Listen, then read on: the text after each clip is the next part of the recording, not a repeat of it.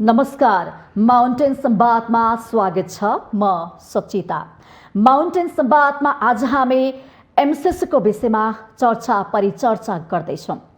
पछिल्लो समय निकै नै यो विषय गर्मी बढेको छ र यो सँगसँगै हिजो मात्रै जुन एमसीसीका उपाध्यक्ष फातिमा पनि नेपाल भ्रमणमा हुनुहुन्छ। उहाँले नेपालका जुन थुप्रै शीर्ष नेताहरूसँग भेटघाट पनि गरिरहनु भएको छ। हिजो मात्रै प्रचण्ड, त्यसैगरी केपी शर्मा ओली, माधव कुमार नेपाल लगायतका नेताहरूसँग भेटिसक्नु भएको छ भने आज पनि उहाँले निरन्तरता दिने भनेर समाचार आइरहेको छ भेटघाटलाई।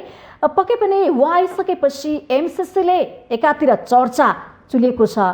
समाजदेखि नागरिक अगुवा वर्गहरू भनिरहनु भएको छ एमसीसी कुनै पनि हालतमा पास गर्नु हुँदैन।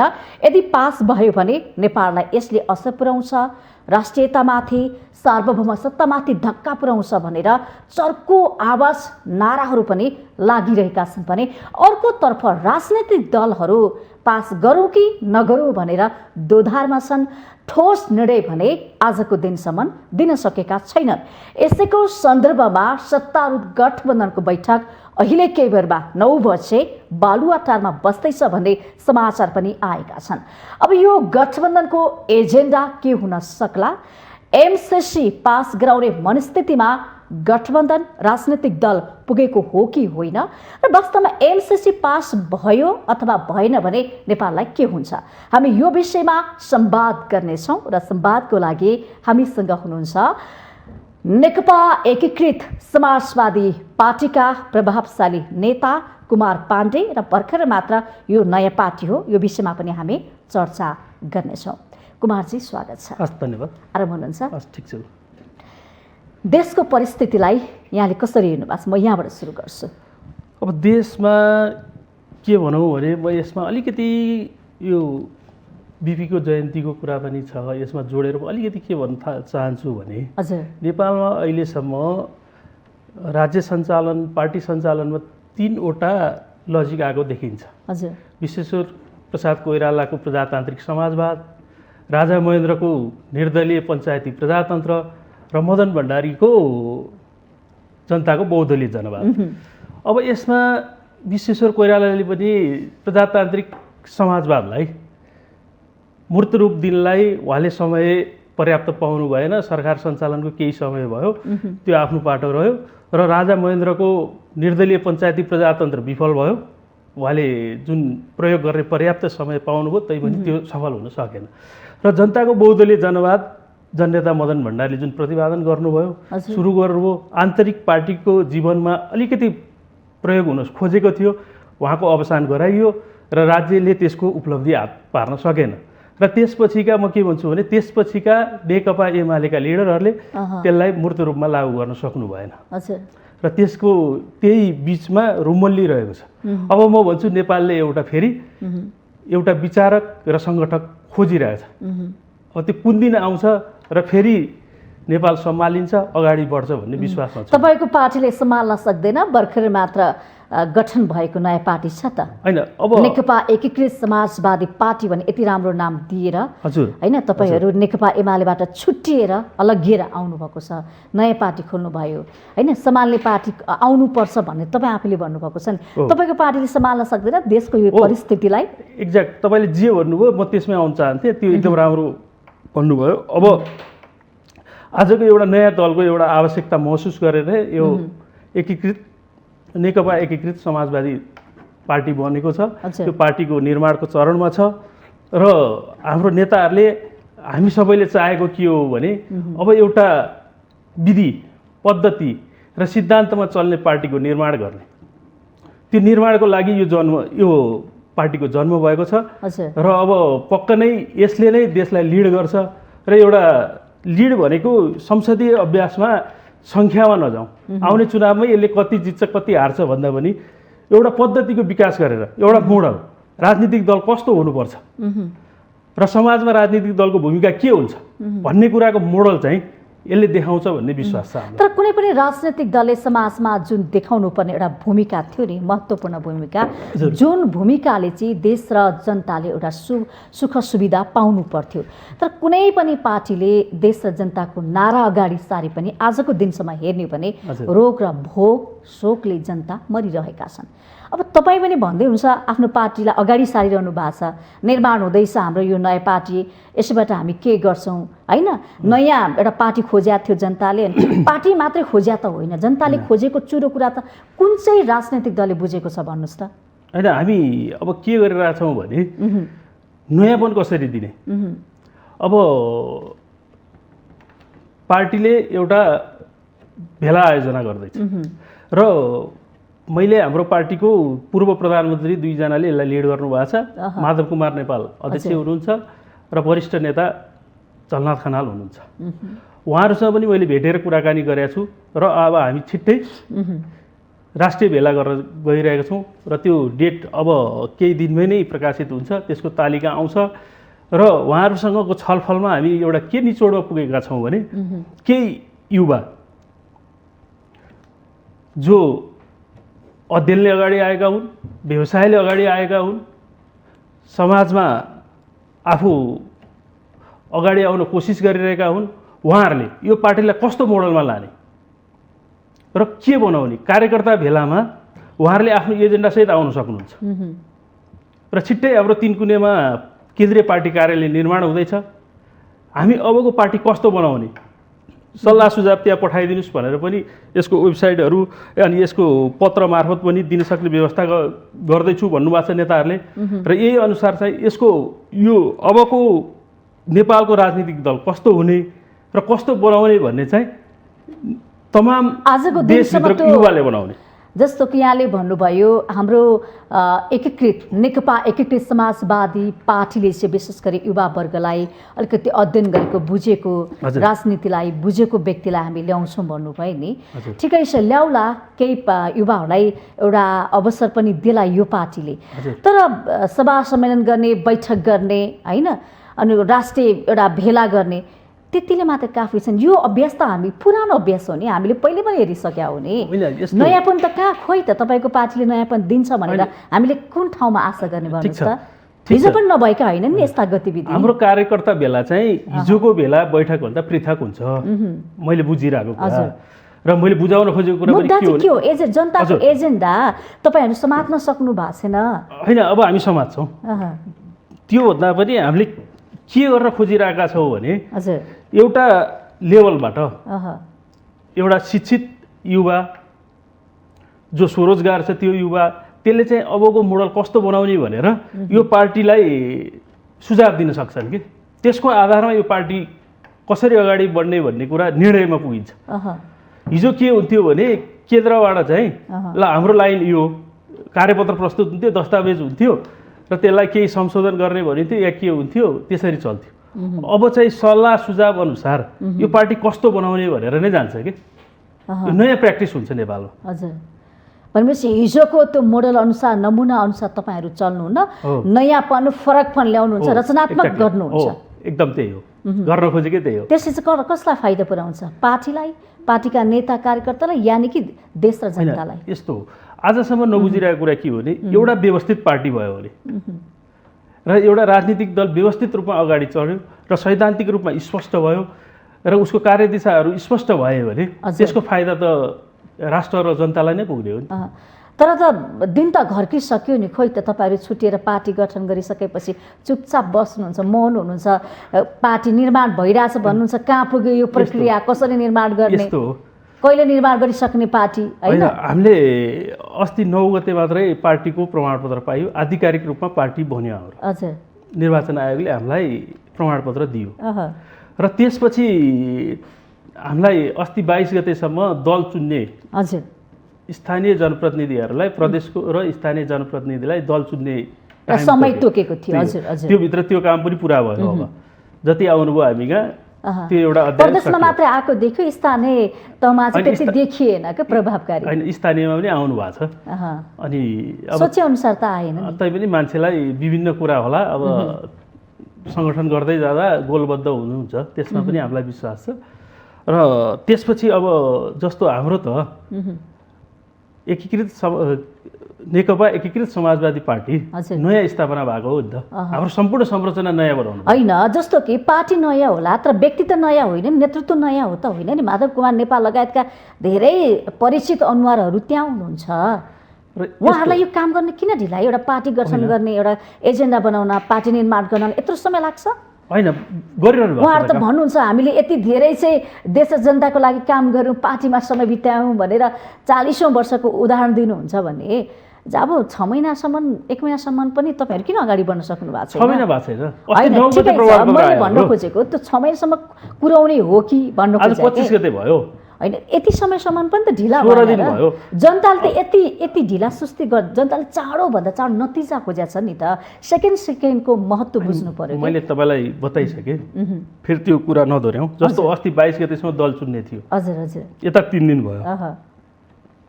उहाँ हाम्रो यही 3 कुनेमा, बानेश्वरको 3 कुनेमा तपाईँको पार्टी कार्यालय, हामी त सम्पूर्ण संरचना नयाँ बनाउनु छ नि त। पार्टी कार्यालयदेखि लिएर सबै सचिवालयदेखि सबै नयाँ बनाउनु छ नि त। त्यसको लागि केही टाइम लाग्छ। 22 गतेबाट आज 25 गते भने बिचमा 2 दिन बच्यो। हजुर हजुर, त्यहाँ कार्यालय व्यवस्थापनको काम अगाडि बढिरहेछ। अब सचिवालय हुन्छ, अनि त्यसपछि जस्तो हाम्रो पूर्व प्रधानमन्त्री कमरेड झलनाथ खनालले पार्टीको दस्तावेज लेख्दै हुनुहुन्छ। हजुर, त्यो पार्टीलाई कस्तो मोडल बनाउने, के गर्ने, उहाँ सल्लाह सुझावमा उहाँ अस्वस्थ भर्खर स्वास्थ्य लाभ गरेर आउनुभएको छ। तैपनि यसकै बिचमा पनि उहाँ खटिरहनु भएको छ र उहाँले विभिन्न व्यक्तिहरूसँग सल्लाह सुझाव अबको पार्टी कस्तो बनाउने भनेर दस्तावेज लेख्ने काम त अगाडि बढिरहेछ त।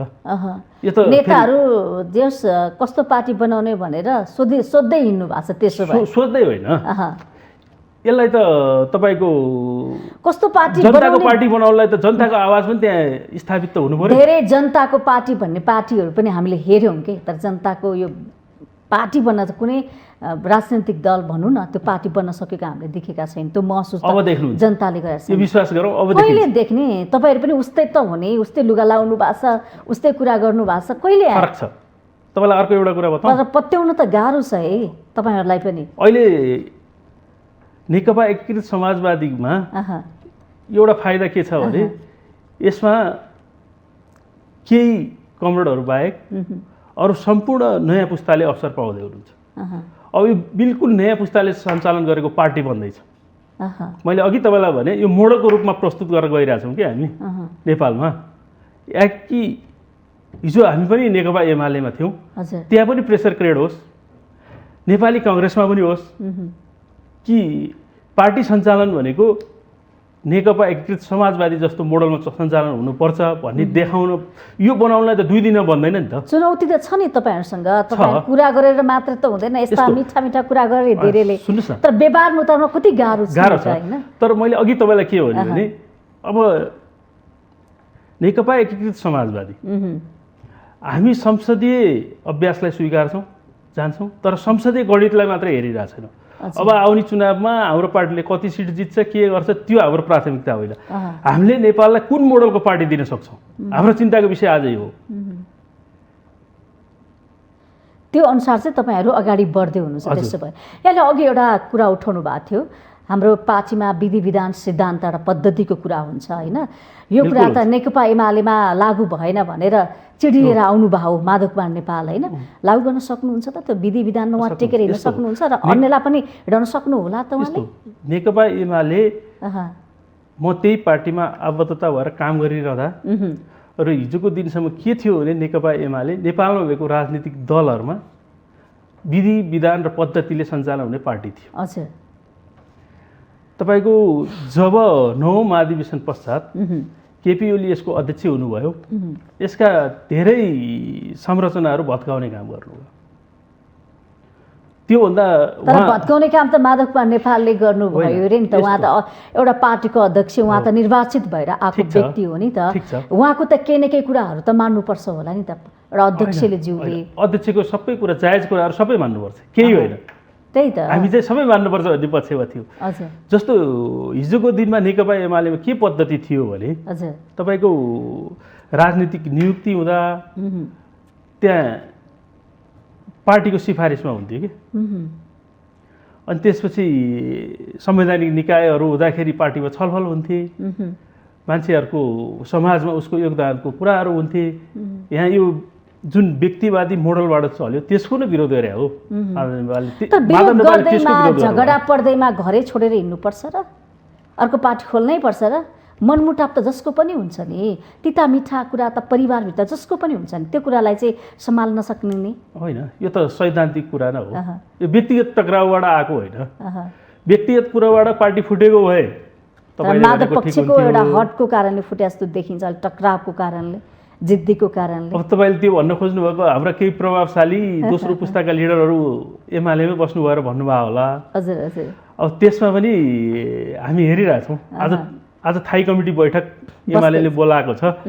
अब त्यहाँ जुन 9 जना थाई कमिटीका कमान्डरहरू हाम्रो हो, पहिला हामीलाई जुन नयाँ पार्टी बनाएर जाउँ भन्नुभएको थियो, साथ दस्तावेज लेख्नदेखि लिएर कार्यदल गठनदेखि लिएर होइन सहयोग गर्नुभएको व्यक्तिहरू त तपाईँलाई चटक्कै छोडिदिनु भयो के? चटक्कै भन्दा पनि ओलीकै साथमा जानुभयो नि। मेरो व्यक्तिगत बुझाइ राख्न सक्नु भएन नि त, घेराबन्दीमा पारेर त कहाँ हुन्छ त? त्यस्तो त हुँदैन नि त। म तपाईँलाई बताऊँ, तपाईँ मार्फत सम्पूर्ण दाजुभाइ दिदीबहिनीहरूलाई म बताउन चाहन्छु, बुवा आमाहरूलाई, उहाँहरूको कुरा चाहिँ के हो भने मैले बुझेको चाहिँ उहाँहरू निराश हुनुभयो, हताश हुनुभयो कि भ्याइँदैन अब भनेर।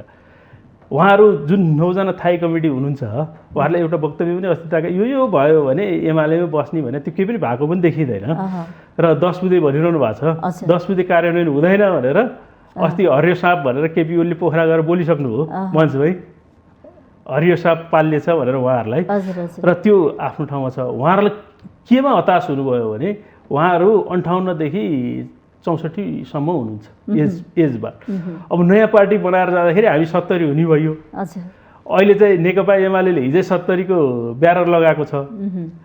अनि यो पार्टी बनाउँदा बनाउँदै हामी त फेरि राज्य सञ्चालनमा उपयोगै गर्न पाइँदैन कि भन्ने भ्रमबाट उहाँहरू त्यतैतिर रहनु भएको जस्तो लाग्छ। कुनै सैद्धान्तिक कुराले उहाँहरू त्यहाँ अडिनु भएको छैन, स्वार्थकै कारणले हो त्यस्तो देख्छु म। नत्र तपाईँको बिचबिचमा उहाँहरूले नै प्रशिक्षण दिएको, जस्तो सानेमा हामीले त्यत्रो राष्ट्रिय भेला गऱ्यौँ, त्यहाँ हाम्रो कमरेड घनश्याम भुषालले हामीलाई नेताहरूको सेकेन्डमा बोली र व्यवहार फेरिँदैछ होइन त, अडिक रहन सकेनन् कुनै पनि कुरामा। त्यही भएर अब हामीले के भनेका छौँ भने तर माधव कुमार नेपाल लगायतका केही नेताहरू पनि अडिक रहन सक्लान् त भन्ने कुरा पनि छ। होइन, अडिक राख्ने त हामीले हो नि त, एक्लै हिजोको दिनसम्म नसकेको व्यक्ति आज सुध्रेला त? हामीलाई स्वार्थ छैन नि त। हामीलाई नेकपा एकीकृत समाजवादी एउटा लेभलमा पुर्याएर यसबाट केही पदीय केही आर्थिक केही गरौँ भन्ने हामीलाई छैन नि त। ठिक छ, तपाईँले नयाँ पार्टीको विषयमा एकदमै चर्चा परिचर्चा गरिरहनु भएको छ होइन। यो पार्टी अलिक फरक छ, रचनात्मक छ, हामी नयाँ पनि दिँदैछौँ, नयाँ टेस्ट ल्याउँदैछौँ एउटा पार्टीभित्र, यो देश र जनताको लागि हामीलाई केही समय कुर्दिनुहोस् भन्नुभयो। ठिक छ, हामी पर्खिन्छौँ होइन। तर पर्खँदै पनि तपाईँहरूले गर्न सक्नु भएन भने फेरि यसो गरी हामी टेबलमा राखेर कुराकानी गर्छौँ र पक्कै पनि पार्टीहरूले चाहिँ के बुझ्नु पर्यो भने देश र जनताको लागि भनेर खोल्छौँ होइन, केही दिनको लागि लिन भन्दा पनि, तर स्वार्थ बढी हामीले देखेका छौँ। यसमा चाहिँ अब तपाईँहरूले गम्भीर भएर सोच्नु होला। ठिक छ, यो पार्टी कुरा नगरौँ, अब तपाईँहरूको घर जग्गा सबै कुरा भयो। हजुर हजुर। यो लोकप्रिय सञ्चार माध्यम माउन्टेन टिभी मार्फत म के भन्छु भने म एउटा व्यवसायी पनि हो। हजुर। र त्यसपछि म राजनीतिकर्मी पनि हो। हजुर। र म तपाईँलाई यही प्रतिबद्धता के जनाउन चाहन्छु भने यदि अहिले हामीले बोले अनुसारको यदि युवाहरूको पार्टी बनाउन सकिएन भने हामी बनाएरै छोड्छौँ, बनेन भने म तपाईँलाई यही कमिटमेन्ट गर्छु। होइन, म यो तपाईँको जहाँसम्म लाग्छ हामी कुनै पनि हालतमा यो युवाहरूको, राष्ट्रको र जनताको पार्टी बनाएर छोड्छौँ। जनताको मुद्दालाई लिएर काँधमा बोकेर त्यो समाधान गर्न सक्नुहुन्छ? त्यसो सक्छौँ। र त्यो सकिएन भने मैले भने नि म लाचार भएर फेरि तपाईँ कहाँ आउँदिनँ, म आफ्नो व्यवसायमा फर्किन्छु। पार्टी नै छोडिदिनुहुन्छ? होइन, छोड्ने भन्दा पनि तपाईँको त्यो एउटा इच्छा सकिन्छ भन्ने विश्वास छ ठिक छ, समाजमा केही दिउँ भनेर आएको हामी लिन आएको ठिक छ, शुभकामना छ, राजनीतिमा राम्रो आएको। गर्नु होला। तपाईँहरूले एउटा सङ्कल्प बोक्नु भएको छ, हामी देश र जनताको लागि केही गर्छ, अलिक फरक तरिकाले फरक ढङ्गले अगाडि बढ्छ। अब फरक हुन्छ हाम्रो वेशभूषा, रूप रङ्ग, व्यवहार सबै कुरा फरक, हामी चेन्ज गर्छौँ भनेर अगाडि बढ्नु भएको छ। अगाडि बढ्नु शुभकामना छ हाम्रो तर्फबाट। अब कुरा गरौँ एमसिसीको पक्षमा, होइन? एमसिसीमा जुन नेकपा एकीकृत समाजवादी पार्टीले एउटा निर्णय, एउटा ठोस आधिकारिक धारणा दिनुपर्ने हो, अल्मलियो त खोइ? होइन, तपाईँको हिजो मात्रै एमसिसीको बारेमा हाम्रो पार्टीले आधिकारिक रूपमा हाम्रो पार्टी अध्यक्षले पनि सार्वजनिक गरिसक्नु भएको छ। हिजो नेकपा एमाले हुँदा नि झलनाथ खनालको संयोजकत्वमा तपाईँको एउटा समिति बनेको थियो, भीम रावल र प्रदीप गेवाली। अहिले दुईजना सदस्य केपी ओलीको साथमा हुनुहुन्छ जो एमसिसी पास गर्न चाहनुहुन्छ, होइन? पास गरेर जानुपर्छ भनेर हिजो उहाँकै सरकारको पालामा टेबल गर्न खोज्दै हुनुहुन्थ्यो, जबरजस्ती गरेर खोज्दै हुनुहुन्थ्यो। र झलनाथ खनालले जसको संयोजन गर्नुभएको थियो उहाँले एमसिसी यही रूपमा पास गर्नु हुँदैन भन्ने त्यति बेलादेखिकै उहाँको अडान यथावत छ। उहाँ त्यसबाट डगमगाउनु भएको छैन र संशोधन बिना एमसिसी पास गर्न सक्दैन भन्ने हाम्रो पार्टीको अडान छ। र हिजो मात्रै एमसिसीको उपाध्यक्ष फातिमासँग पनि भेट गर्नुभएको छ तपाईँको अध्यक्षज्यूले भेटघाट गर्नुभएको छ र त्यसपछि उहाँको कुरा पनि सार्वजनिक भइसकेको छ। यो सर्वविदितै छ कि हामी राजनीतिक सहमति बिना, सम्पूर्ण दलहरूको सहमति र केही त्यसको केही परिवर्तन नभइकन यो पास हुँदैन भन्ने कुरा उहाँले सार्वजनिक गरिसक्नु। तर यहाँ कस्तो देखियो भने नि, जस्तो यहाँले भन्नुभयो तपाईँको पार्टीका अध्यक्ष, होइन, कमरेड हाम्रो नेपालले भनिरहनु भएको छ, उहाँले अब राजनैतिक दलको सहमति बिनै हामी अगाडि बढ्छौँ, उहाँले जे निर्णय गर्नुहुन्छ त्यसमा साथ दिन्छौँ भनिरहेको अवस्थामा तर अहिले सडकमा हेर्ने हो भने जनताहरू त कुर्लेका छन्। यो एमसिसी हामीलाई चाहिँदैन कुनै पनि हालतमा, यसले देशलाई, राष्ट्रलाई, होइन, अहित गर्छ, हितमा छैन भनेर खबरदारी गरिरहेको अवस्थामा राजनैतिक दलको मिलोमतो भयो भनेर पास गर्न पाइन्छ? जनताको भावना पनि बुझ्नु पर्यो। सडकमा त जनता अहिले उर्लेका छन् नि, हामी जनताको आवाजै बोलिरहेछौँ। एमसिसी यही हालतमा पास गर्न हुँदैन भन्ने जनताको मतको हामी कदर गरेर हुँदैन भनिरहेछौँ त। कहाँ हुँदैन भन्नुभयो? राजनीतिक सबै दलहरूले हुन्छ भने हुन्छ भन्नेमा छौँ भन्ने जस्तो कुरा आइसक्यो। तपाईँलाई म के बताउँ एमसिसीको बारेमा भने, एमसिसीको बारेमा त्यति धेरै अध्ययन मेरो पनि पर्याप्त छैन होला, नबुझेर बोल्या हो, होइन, बुझेर बोल्या। र मैले त्यसमा नबुझेर बोल्या भन्नु नि खोजेँ, होइन, म सबै कुरा जान्छु भन्न चाहिँ नखोजेको कि। र मैले तपाईँको त्यसमा जे बुझेँ नि त्यसको बारेमा मैले केही बुझ्दा नोट गरेर ल्याएको छु, तपाईँलाई बताउनुपर्छ। बताउनुहोस् न त। जुन जुन कुरा चाहिँ कतिपय कुराहरू नबुझेर मान्छेहरू गइरहेका हुन्छन्, जुन जुन कुराहरू छन् नि तपाईँको ती कुराहरू चाहिँ चेन्ज हुनुपर्छ। जुन हाम्रो राष्ट्रिय सार्वभौमता, अखण्डतामा चाहिँ असर पर्ने खालको काम त हामीले कुनै पनि सन्धि सम्झौता गर्नु हुँदैन, कुनै पनि मित्र राष्ट्र गर्नु हुँदैन। अब त्यो कुरामा हामी अडिग छौँ, व्यक्तिगत रूपमा पनि, राजनीतिक रूपमा र दलको हिसाबले पनि। जस्तो एमसिसीको धारा 3 को दफा 3(2)(च) के लेखिया रहेछ भने सम्पूर्ण बौद्धिक सम्पत्ति अमेरिकाको पूर्ण अधिकार हुनेछ भने रहेछ। यो कुरा हामी मान्न सक्दैनौँ। अर्को रहेछ धारा 3 को दफा 3(8) क परियोजनाको लेखा परीक्षण अमेरिकाको कम्पनीले मात्र गर्न सक्नेछ। योजना हामी कहाँ सञ्चालन हुन्छ, लेखा परीक्षण उसले गर्छ।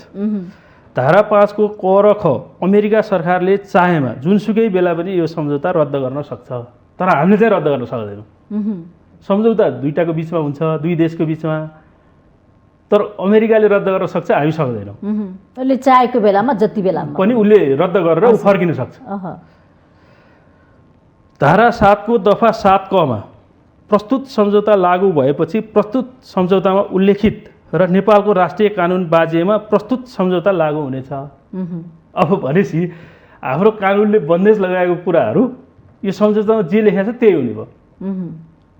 जस्तो हिजो मात्रै आउनुभएको उपाध्यक्षले के भनेको सुन्नियो भने यो संविधानभन्दा माथि छैन के उहाँको स्पष्टीकरण आयो। संविधानलाई धक्का पुर्याउँदैन, अब प्रेसर पनि दिँदैन हो, होइन? हजुर, त्यो बोली र व्यवहारमा फरक छ। प्रश्न फरक छ नि यो त आधिकारिक भयो लेखाइमा। सम्झौतामा लेख्ने कुरामा चाहिँ के लेख्यो धारा 7 को दफा 7 को प्रस्तुत सम्झौता लागू भएपछि प्रस्तुत सम्झौता उल्लेखित र नेपालको राष्ट्रिय कानुन बाजेमा प्रस्तुत सम्झौता लागू हुनेछ भनेपछि प्रश्न भयो नि त। हजुर अब यो सम्झौता चाहिँ एमसीसी हाम्रो सदनले पास गरेर हामी जान सक्छौँ। त्यही कुरा जनताले बुझेका छन् त, नेताले किन बुझेनन् त? नेताहरू त बहसमै छन्, छलफलमा छन्, जुटिरहेका छन् के निर्णय गर्ने भनेर। तपाईँलाई एउटा कुरा बताउँ, नेकपा एमाले फुटको मेन जड यो पनि हो एमसीसी। जस्तो कमरेड झलनाथ खनालको संयोजकमा हजुर एउटा यसको चाहिँ समिति बन्यो, अध्ययन समिति। हजुर त्यसले प्रतिवेदन पार्टीलाई बुझायो कि यथास्थितिमा एमसीसी पास हुन सक्दैन भने। त्यसपछि केपी ओली यस्तो बिच्किनु भयो कि उहाँलाई जसरी गर्नु परेको थियो, के कारणले गर्नु परेको थियो थाहा छैन। त्यो त तपाईँ हामी जनता सबैले बुझेको कुरा हो नि त। केपी ओली पास गर्न चाहन्छन् तर माधव नेपाल पास गर्न चाहँदैनन् हिजोको परिस्थितिमा। तर आजको परिस्थितिमा उनी पनि उतैतिर लागेछन्। कहाँ देख्नुभयो तपाईँले? तर हिजोको कुराहरू त्यही त हो नि, माहौल त त्यस्तै बन्दैछ, वातावरण त्यसरी नै अगाडि बढिरहेको छ, यसको सङ्केत त्यही त होला नि होइन? यो धाराहरू परिवर्तन भयो भने र राष्ट्रहितमा अनुकूल भयो भने त पास गर्दा आपत्ति छैन नि त। तर यो बुदाहरू राखेर त हामी पास गर्न सक्दैनौँ भन्ने कुरामा उहाँ चेन्ज हुनुभएको देख्दिनँ।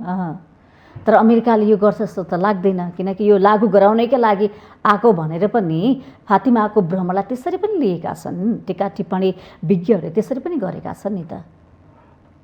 अब त्यो त हेरौँ न, समय कुर्दै जाउँ कसरी अगाडि बढ्छ होइन। तर हामी सरकारले धरि बुझेनौँ एमसीसीको बारेमा बताइदिनु पर्यो भनेर 11 बुँदे पत्रै पठायो होइन। त्यसको जवाफ पनि त्यति चित्तबुझ्दो मैले त्यति राम्रोसँग हेर्न पाएको छैन आधिकारिक पत्र होइन।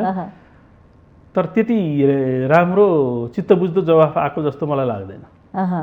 आएको छैन। त्यसो भए अब तपाईँलाई चाहिँ के लाग्छ, एमसीसी पारित गर्नु उचित या अनुचित होइन? अब दबाब त विरोध नेपालमा त व्यापक भइरहेको छ। नागरिक स्तरबाट हेर्ने हो भने, बौद्धिक वर्गबाट हेर्ने हो भने, सडकमा हेर्ने हो भने एमसीसी चाहिँदैन, यो फाल्नै पर्छ, कुनै पनि हातमा नेपालको लागि आवश्यक छैन भनेका छन्।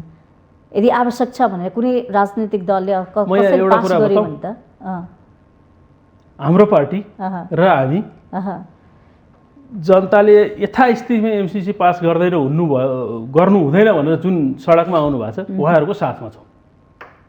सर्टकटमा भन्नुपर्दा यति भनौँ, साथमा हुनुहुन्छ तपाईँहरू जनताको।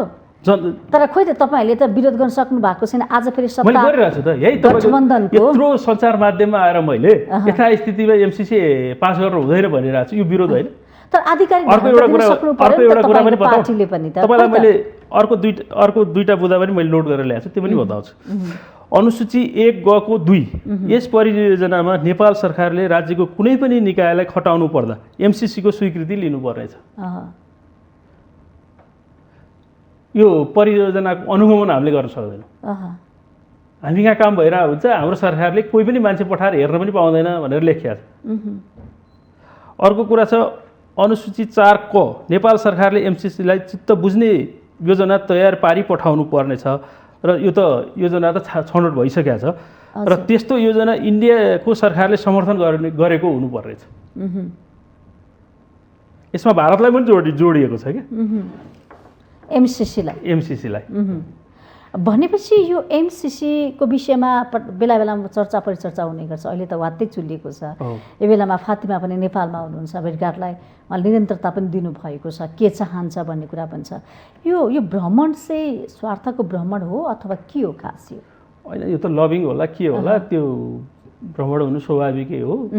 तर काङ्ग्रेसको नेतृत्वमा सरकार बनिरहेको बेलामा चाहिँ आयो, काङ्ग्रेसले पहिले पनि चाहेको थियो, पहिला पनि काङ्ग्रेसकै पारामा सुरुवात भएको हो, अर्थमन्त्री भएको बेलामा सम्झौता भएको हो र त्यसपछिका सरकारहरूले यसलाई निरन्तरता दिए। एउटा जुन बेला सुरुवात भयो र जुन निरन्तरता हुनु त स्वाभाविकै पनि देखिन्थ्यो। केपी ओलीलाई मात्र दोष दिएर पनि भएन, किन आफूभन्दा अगाडिको सरकारले गरेका सम्झौतालाई निरन्तरता दिनु त्यो सरकारको दायित्व नै हो। होइन, सबै राजनीतिक पार्टीका दल निरन्तरता दिएको देखिन्छ क्या, एमसीसी पास गराउनु पर्छ भने ढल्केकै देखिन्छ क्या। अब जनताको लेभलबाट तपाईँ हामी सबैजना मिलेर यसलाई रोक्नुपर्छ। केही नेताहरूले चाहिँ कटाक्ष गर्नु भएको छ हुँदैन भनेर होइन, तर धेरै नेताहरू चाहिँ अलिकति ढल्केकै देखिन्छ। अनि अस्ति भर्खर मैले एउटा स्टेटमेन्ट हेर्दै थिएँ, प्रधानमन्त्री शेरबहादुर देउवाजीको पनि सम्माननीय प्रधानमन्त्रीले अब यो अहिले चाहिँ तत्काल यो टेबल नगर्ने र त्यसपछि केही बुदाहरू परिवर्तन गरेर या राष्ट्रिय सहमति बनाएर मात्रै अगाडि बढ्नुपर्छ, यो विवादित विषयमा सरकार अगाडि बढ्दैन भन्ने कुरा सुनेको थिएँ मैले होइन। त्यस्तो भयो भने राम्रै हुन्छ। भनेपछि राष्ट्रिय सहमतिमा मात्र अगाडि बढ्छ, केही बुदाहरू चेन्ज हुनु पर्यो, संशोधन गर्नु पर्यो। हजुर, सबै एकै ठाउँ आउने भने त पक्कै राष्ट्र हितमै आउनुहुन्छ होला नि त। हामी त्यो त विश्वास गरौँ न।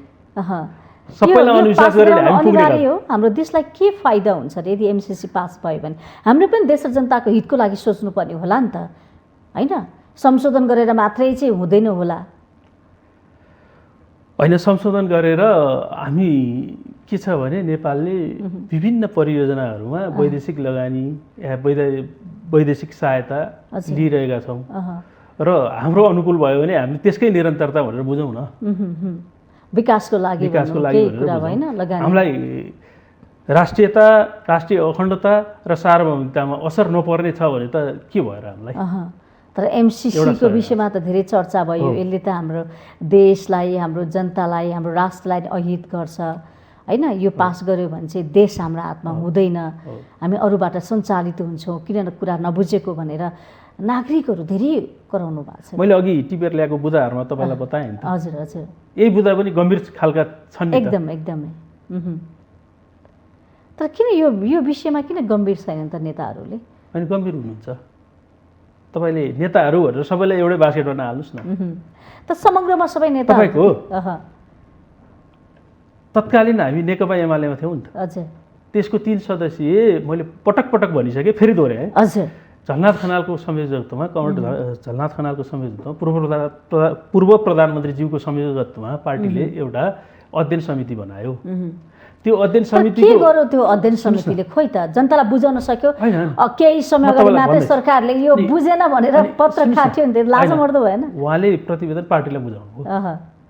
यो चाहिँ यो बुदाहरूलाई, जस्तो अघि मैले भनेका बुदाहरू, केही अरू थप बुदाहरू, यो चाहिँ संशोधन गरेर मात्र पास गर्नुपर्छ, नत्र हामी गर्न सक्दैनौँ भन्ने कुरा भयो। र त्यसकै सदस्य भीम रावलको स्टेटमेन्टहरू तपाईँ हामी जनताको लेभलमा सुनिरहेका छौँ। त्यसको प्रदीप गेवाली बोलिरहनु भएको छैन। त्यति धेरै बोलेको, यसको विरोध या समर्थनमा बोलेको मैले पाएको छैन। भनेपछि तपाईँको पार्टी पनि विरोध र समर्थनमा बोलेको देखिया छैन कि? न समर्थन गरेको छ, न विरोध गरेको छ। विरोधमा बोलेको छ, विरोधमै बोलेको छ नि। यथास्थितिमा एमसिसी पास गर्नु हुँदैन भने त विरोध होइन र। भने संशोधन भयो भने चाहिँ हुन्छ। त्यसो भए मैले अघि भने बाटो खुल्ने हो होइन। संशोधन भयो, हाम्रो राष्ट्र हितमा छ भने त गर्दा के आपत्ति भएर? कसरी राष्ट्र हितमा छ त भन्नुहोस् त? मैले तपाईँलाई अघि यत्रो समयसम्म यो इस्युमा त धेरै बहस कुरा मैले अघि पनि प्रश्नाएँ। जस्तो हाम्रो राष्ट्रिय अखण्डता, सार्वभौमसत्ता अनि नेपाल राष्ट्रलाई हानि नपुग्ने अवस्थामा त हामीले वैदेशिक सहायताहरू लिएर आएन र। त्यो अवस्थामा लिँदा त के बिग्रियो र? अब यही कुरा त किन हामीले अन्य वर्गहरूलाई बुझाउन सकेका छैनौँ? नागरिकहरूलाई बुझाइरहेको छौँ। रगतको खोलो बगाउन तयार छ एमसिसी पास भयो भने भन्नुभएको छ। जनताको लेभलमा पनि पर्याप्त बुझ्नु भएको छ। हजुर, नत्र यत्रो आवाज किन उठ्थ्यो? यथास्थितिमा एमसिसी पास गर्नु हुँदैन भनेर जुन आवाज आएको थियो, बुझ्या भएर आयो, लडमा त होइन होला नि। त्यसो भए बुझ्नु भएको छ संशोधन भयो भने पारित गर्दा केही फरक पर्दैन होइन। राष्ट्रिय हित अनुकूल हुनु पर्यो। त्यो विषयमा चाहिँ सबै राजनैतिक दलका पार्टीहरूले पनि एउटा त विचार त पुर्याउनु पर्ने होला नि त, कसरी गर्ने भन्ने। अब यो विषयमा चाहिँ मैले जानकारी पाएसम्म तत्काल संसदमा यो विषय टेबल नगर्ने, सरकार अगाडि बढ्दैन त्यसो यो विषयमा। मैले त्यही बुझेको छु। यो मुद्दा बन्दैन, अगाडि बढ्दैन त्यसो भए। केमा? यो जुन यो एमसिसीको विषयमा चाहिँ सरकार तत्काल निर्णय गर्न गर्दैन, त्यसो गर्दैन जस्तो लागेको छ मलाई। छलफलकै विषयमा राख्छ, त्यसो छलफलकै विषयमा हुन्छ, व्यापक छलफल हुन्छ र वास्तविक एउटा निर्णय राष्ट्रिय सहमति अनुसारै मात्रै अगाडि गर्नै पर्छ। ठिक छ, हामीसँग त्यसको विकल्प तपाईँहरूको दबाब। राष्ट्रभन्दा ठुलो त केही चिज छैन नि त। आधिकारिक धारणा त्यही हो तपाईँहरूको, त्यसो भए पार्टीको है। आज सत्तारूढ गठबन्धनको बैठक पनि बस्दैछ भन्ने समाचार आएको छ होइन। खास एजेन्डा चाहिँ के हो, प्रमुख एजेन्डा?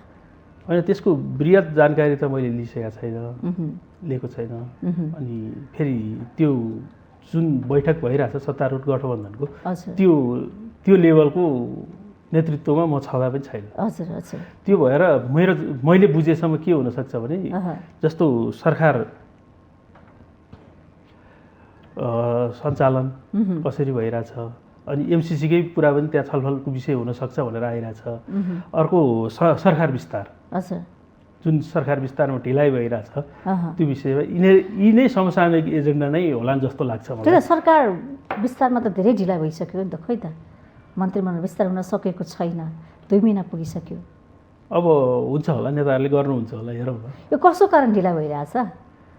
यो त भनौँ न गठबन्धनभित्रकै लिएर हो नि, गठबन्धनभन्दा बाहिर ढिला गऱ्यो भन्न मिल्ने। गठबन्धन भइसकेपछि त झन् काम अगाडि बढ्नुपर्ने हो, सक्रिय रूपमा अगाडि जानुपर्ने, खोइ त किन यति धेरै सुस्त? होइन, यही अब हाम्रो सवालमा त केही टेक्निकल पाटाहरू थिए नेकपा एकीकृत समाजवादीका बिचमा। हजुर हजुर। अब हाम्रो पार्टी गठन प्रक्रियामा थियो, पार्टी गठन भयो, अब यसपछि बिस्तारै हुँदैछ। यो त हतार गरेर नहुने थियो नि हाम्रो अवस्थामा। तर गठबन्धन सरकारमा पठाएको जस्तो कि एउटा गठबन्धनले भनौँ न नेकपा एमालेलाई चाहिँ एक्लो बनाएर हामी गठबन्धन गरौँ, केही गरौँ, अगाडि बढौँ भनेर एउटा गठबन्धन त गर्यो, तर गठबन्धनको हालत पनि उस्तै देखियो के। अब गठबन्धन कस्तो खालको गठबन्धन के? यस्तो गठबन्धनको बारेमा अहिले नै हामीले ठ्याक्कै यस्तो गर्यो भन्नुभन्दा पनि अब नेकपा एमाले गठबन्धन चाहिँ के को लागि थियो त तपाईँहरूको खास? यो त तपाईँको संहिता, लोकतन्त्र, गणतन्त्रको रक्षाको लागि नै गठबन्धन थियो नि। जस्तो देशको राज्य सञ्चालन गर्ने कार्यकारी सम्माननीय प्रधानमन्त्रीको अवस्थामा रहिरहेको केपी ओलीबाट नै संहिता, गणतन्त्र विरोधी आवाजहरू निस्किने, त्यसको विरुद्धको गठबन्धन हो क्या यो व्यवस्था जोगाउनलाई हो। तर गठबन्धनलाई जसरी उल्था गरे तापनि, उच्चारण गरे तापनि, तर गठबन्धनले आफ्नो अस्तित्व चाहिँ जोगाउन सकेन जस्तो लाग्छ कि। अहिले त्यहाँ नपुगाउन हामी। कहिले पुग्ने त? चाँडै हुन्छ नि। कहिले चाँडो? तपाईँहरू किन यति धेरै निदाएको जस्तो देखियो के? आजको भोलि नै गठबन्धनमा चाहिँ केही न केही काय पलटै होला जस्तो गरेर भन्ने तपाईँहरू होइन। अब अरू पाटो एक ठाउँ होला, हाम्रो दल निर्माण भएको के गठबन्धन कहाँ रोकिया छ, कहाँ अल्मल्या छ? हामीले प्रमाणपत्र पाएको आज 16 दिन हो। हाम्रो पार्टी निर्माण भएको 16 दिन भयो। अनि यसलाई निराएको भनेर अहिले गर्दा त होइन, प्रमाणपत्र तपाईँहरूले पाउनु होला, तपाईँहरू खुसी हुनु होला, तर जनताले त प्रमाणपत्र हेरेर बस्दैन नि त। होइन, बस्नु पर्यो नि, प्रक्रिया त जनताको आवश्यकता चाहना त बुझ्नु पर्यो नि। गठबन्धनको सरकार आइसकेपछि त चाँडो काम हुनु पर्यो। कोभिडको कहर त्यस्तै छ, रोग भोग शोक यावत कुरामा छटपटिरहेका छन् जनताको लेभल। तपाईँहरू त हिजोको दिनमा केपी ओलीको नेतृत्व सरकारले के गर्न सकेन, काम गर्न सकेन भनेर चाहिँ यता आउनु भयो नि त। अब गठबन्धन सरकारले केही गर्छ, गरेर देखाउँछ। यो परिस्थितिमा जुन जटिल परिस्थिति थियो नि त, जटिल परिस्थितिमा के गर्छ भनेर भन्नुभयो, तर जस्ताको तस्तै खै त। जस्ताको तस्तै छैन, केही परिवर्तनहरू छन्। के गर्यो र खोइ भन्नुहोस् त। गठबन्धन सरकार आइसकेपछि एउटा सरकार त गठन गर्न सकेको छैन भने, होइन, समयमा सरकार एउटा मन्त्रीमण्डल विस्तार गर्न सकेको छैन भने के गर्यो भन्ने त। अब हुन्छ भनौँ, लाचार सरकार जस्तो देखिएन छैन। त्यसरी नगरौँ। जस्तो त्यसमा नेकपा माओवादी गठबन्धनभित्रको प्रमुख शक्ति त नेपाली काङ्ग्रेस र नेकपा माओवादी हो नि त। माओवादी केन्द्र होला, तपाईँका पार्टीका अध्यक्ष लगायत तपाईँ जस्ता नेताहरूको पनि त होला नि त, होइन? अरू होला, उहाँहरू दुईजना सरकारमा हुँदै हुनुहुन्छ। कर्तव्य भन्ने कुरा त सबैको हुन्छ होला नि त, होइन? सबै पार्टीको दायित्व हुन्छ होला। अब हाम्रो पार्टी पनि सरकारमा सामेल भइहाल्छ। तपाईँको कहिले हुन्छ, कसरी हुन्छ, सुन्नुहोस् न, कहिले जाँदैछ, ढिला भएन? हिजोको दिनमा त हाम्रो सांसदहरूलाई पार्टीले निर्णय गरेर पार्टीले सरकारमा पठाएको उहाँको सांसद पदै जान्थ्यो त। तपाईँहरू चाहिँ अवस्था त बुझिरहनु भएको छ नि तपाईँले। हजुर। अनि देशको परिस्थिति अवस्था ल्याउनुमा तपाईँहरूकै दोष छ, राजनैतिक दलहरूकै कोही पनि अछुतो छैन, होइन? तर तपाईँहरूले जसरी बोल्नु भएको थियो नि, उच्चारण गर्नुभएको थियो नि आफ्नो पार्टीको विषयमा, गठबन्धनको विषयमा केही होला जस्तो, काय पलटी होला जस्तो, होइन? अर्को पार्टीमा त हामी बिल्कुलै फरक छौँ भन्नुभएको थियो, तर जस्ताको त्यस्तै भयो कि गर्न सक्नु भएन नि त। लाचारै देखियो कि गरेर देखाउँछ। कहिले देखाउने समय गर्किसक्यो, समयले कसैलाई पर्खिँदैन, सेकेन्डको महत्त्व हुन्छ। समय पाउँदा तपाईँहरूले गर्न सक्नु भएन भने कहिले गर्नुहुन्छ त के? विश्वास कहिलेसम्म गर्ने के गठबन्धनलाई, गठबन्धनको सरकारलाई? अहिले गठबन्धनको सरकारको बारेमा तपाईँको सरकार सञ्चालनको एउटा संयन्त्र पनि बनिएको छ। जस्तो नेपाली काङ्ग्रेसबाट पूर्णबहादुर खड्का हुनुहुन्छ, माओवादी केन्द्रबाट वर्षमान पुन हुनुहुन्छ, हाम्रो पार्टीबाट राजेन्द्र पाण्डे हुनुहुन्छ। त्यो त पद दिने लिने मात्रै भयो के गठबन्धनमा? यो कुनै भत्ता खाने पद होइन, काम गर्ने पद हो। फेरि भद्दा जस्तो देख्यो कि गठबन्धन पनि भत्ता खान पर्ने पद होइन यो। हजुर, नटिक्ला भन्ने पनि कुरा आउँछ, यो स्वार्थको गठबन्धन हो भन्छन्। होइन, नटिके अर्को घडाउनु भन्छ, के भयो र त्यो त? गठबन्धन बनाइरहने त्यसो भए हामी यही खेललाई तिर्नलाई हजुर एउटा थोरै खेल भएन राजनीति? सुन्नुहोस् न, त्यसबाट त अघि मैले भने नि राजनीतिक दलको एउटा मोडल बनाउनु पऱ्यो कि नेपालमा। त्यो हामी सरकार सञ्चालन भन्दा पनि हाम्रो ध्यान त्यतातिर हुनु पऱ्यो।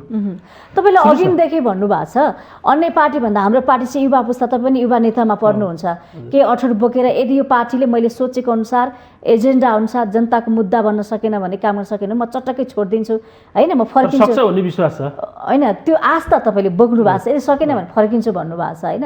एउटा तपाईँ युवा नेताले त्यस्तो कुरा गर्नुभएको छ भने अब सक्ने गरी त काम गर्नु पर्यो नि त। तर त्यो लक्षण त सङ्केत त हुन्छ नि, त्यो देखा छैन, हिजोकै मान्छे हो। सुन्नुहोस् न, एउटा कुरा म के बताउँ भने आजको राजनीतिक ट्रेन्ड जस्तो नेपालमा प्रजातन्त्र आयो 2046 सालपछि, त्यसपछि एउटा च्याप्टर भयो, 62-63 पछि जुन जनआन्दोलन भयो, त्यसपछि गणतन्त्रसँगको संहिता गणतन्त्र संविधान सभा मार्फत जुन स्थापित गर्न सकियो, त्यसपछि एउटा कुरा चाहिँ के भयो भने राजनीति भन्ने चिज एउटा बेरोजगार मान्छेले गर्ने, अनि अर्को तपाईँको एउटा पेसा व्यवसाय, एउटा शैक्षिक रूपमा दक्ष युवाको यसपछि विचलन देखियो क्या। ओहो, राजनीति भन्ने नाक खुम्च्याउने हाम्रो समाजमा तपाईँको हाम्रै छोराछोरी पनि, मलाई सुद्धा मेरो घरमा बच्चाहरूले ओहो राजनीतिमा किन हजुर लागेको भन्छन् कि, किन त्यस्तो फ्रस्ट्रेसन छ। अब हामीले के गर्नु पऱ्यो भने त्यो तबकालाई राज्य सञ्चालनमा त्यो तबका नल्याएसम्म कहिले तपाईँको एउटा राजनीतिक दल राम्रो हुन्छ र त्यसबाट गएर सरकार राम्रो सञ्चालन हुन्छ भन्नुहोस् त? मान्छेलाई घर चलाउन गाह्रो भइरहेछ, रोजगारी गर्ने ठाउँ त होइन नि राजनीति, यो त समाजसेवा गर्ने ठाउँ। त्यही त युवा वर्गहरू बेरोजगार छन्, त्यस्ता जनशक्ति विदेश पलायन भएका छन् होइन? खाडी मुलुकमा हामीले रोक्न पनि सकेका छैनौँ। देश अब आर्थिक स्थितिमा त नाजुकपन्थी गइरहेको छ। तपाईँ एउटा बिजनेसम्यान पनि हुनुहुन्छ, राजनीतिमा पनि होमिँदै हुनुहुन्छ होइन? के गरौँ, केही परिवर्तन गरौँ, क्रान्ति ल्याउँ भनेर लाग्नु भएको छ। तर यस्ता थुप्रै होइन वैकल्पिक शक्तिका नाममा धेरै शक्तिहरू पार्टीहरू पनि खोलिए, आखिर पलायन भए होइन? पार्टी फुटाउने र जुटाउनेमा व्यस्त देखिया छन्। आजको दिनसम्म हेर्ने भने हरेक पार्टीको गतिविधि पार्टी जुटाउने, फुटाउने, गुट बनाउने, उपगुट बनाउने, यसमा अरू मनलाई छैन। अलिकति पनि देश जनताको बारेमा सोचेको कुनै पनि पार्टीले देखिया छैन के? देख्नुहुन्छ कसरी म भनौँ, हामीले हाम्रो पार्टीको अध्यक्षज्यू लगायत नेताहरूसँग बसेर हामीले पर्याप्त छलफल र त्यहाँ कुराकानी गरेका छौँ र उहाँहरूले के भन्नुभएको छ भने नेकपा एकीकृत समाजवादीमा अब बन्ने पार्टीमा केन्द्रीय कमिटीमा हामी 40% युवालाई ठाउँ दिन्छौँ। युवालाई मात्रै ठाउँ दिएर उपलब्धि नहोला नि त, काम गर्न सक्नु पर्यो नि त। युवा पनि मैले अघि तपाईँलाई बाहिर ढोल पिट्ने युवा वर्ग ल्याछौँ, यो वर्ग ल्याछौँ, महिला वर्ग ल्याछौँ भन्ने होइन, पिछडेका वर्ग ल्याछौँ भन्ने, अनि काम चाहिँ भित्रभित्र नगर्ने, त्यो पनि हुनसक्छ नि त। यो त एउटा देखाउने यस्तो हो। अब त्यहाँभित्र नेतृत्वमा उहाँहरूले विश्वास गरेर हामीलाई लाने, अनि हामी पनि पुरानै उसमा तपाईँ युवा वर्गले खबरदारी गर्न सक्नुहुन्छ। हरेक पार्टीले हामीले युवालाई अवसर दिएका छौँ भने, तर आखिर त निर्णय गर्ने, निर्णय सुन्ने, मान्ने भनेको त पुरानैको भयो होइन? त्यसले गर्दाखेरि तपाईँहरूको निर्णय मान्छन् कि मान्दैन, तपाईँले खबरदारी गर्न सक्नुहुन्छ कि सक्नुहुन्न, सच्याउन सक्नुहुन्छ कि सक्नुहुन्न, पार्टीलाई सही ट्र्याकमा हिँडाउनको लागि तपाईँहरूको पनि भूमिका रहन्छ नि। युवा युवा भन्ने हो भने त सकिन्छ भन्ने कुरामा मलाई कसरी विश्वास छ भने हिजो नेकपा माले र तत्कालीन माले र पछि नेकपा एमाले हुँदा हजुर हाम्रा लिडरहरू कति वर्षका हुनुहुन्थ्यो?